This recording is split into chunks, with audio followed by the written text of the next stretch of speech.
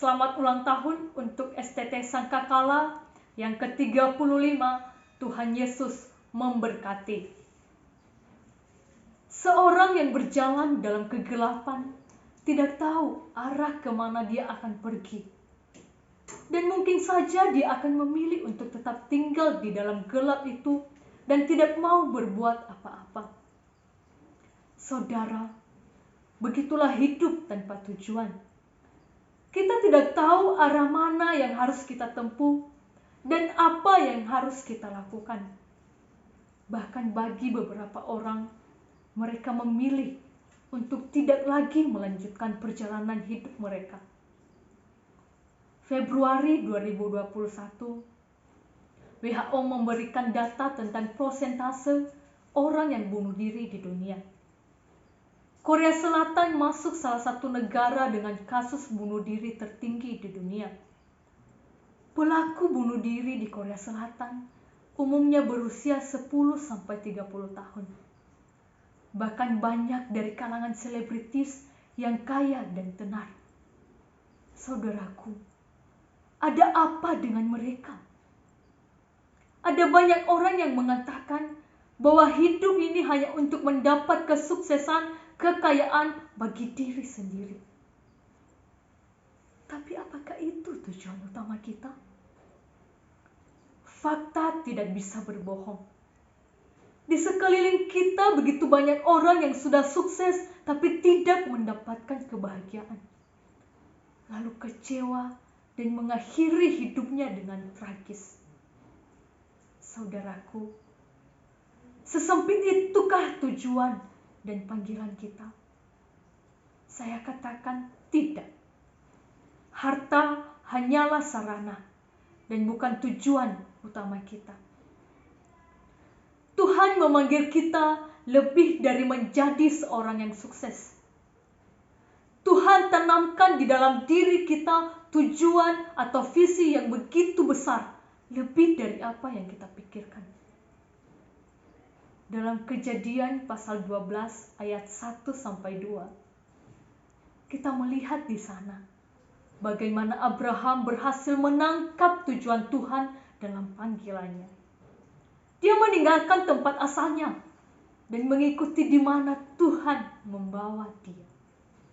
Dia siap melaksanakan tujuan Tuhan, yaitu untuk menjadi berkat bagi banyak orang. Dia tidak peduli jika harus meninggalkan sanak saudaranya, meninggalkan orang tuanya, bahkan tidak membawa kekayaan apapun, karena dia tahu Tuhan menyediakan. Hal yang sama pun terjadi dalam kehidupan Dr. Lee Darman, seorang dokter yang memiliki rumah sakit gratis di atas kapal. Dia rela menjual rumahnya dan membuat rumah sakit di atas kapal. Dia orang yang begitu setia dalam melakukan pekerjaan Tuhan. Dia mencari orang-orang yang butuh pertolongan. Dia menggunakan semua miliknya menjadi berkat untuk orang yang membutuhkan.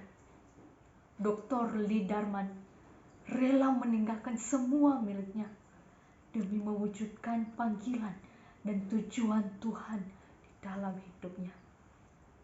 Saudaraku, dalam menjalani panggilan dan mewujudkan tujuan hidup yang Tuhan telah tetapkan kepada setiap kita memang tidak mudah. Kita harus rela meninggalkan apa yang kita punya.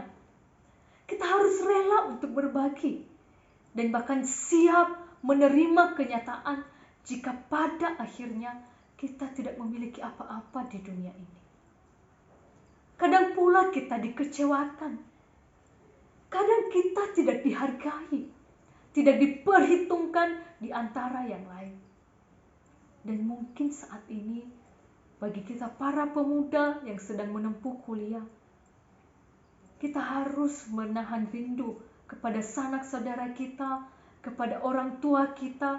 Kita harus pergi ke tempat lain untuk kuliah, meninggalkan kampung halaman, dan pergi ke tanah orang yang tidak ada sanak saudara. Hanya untuk memenuhi panggilan Tuhan dan mewujudkan tujuannya dari setiap bidang yang Dia percayakan untuk kita.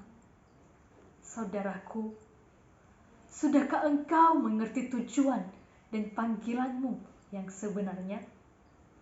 Sadarilah, tujuan itu ada dalam diri kita masing-masing. Tujuan itu ada di dalam setiap panggilan kita yang saat ini Tuhan telah percayakan kepada kita. Mungkin ada di antara kita yang saat ini menjadi guru, pendeta, dokter, tentara, polisi, dan berbagai profesi lainnya. Ingat, itu juga panggilan Tuhan.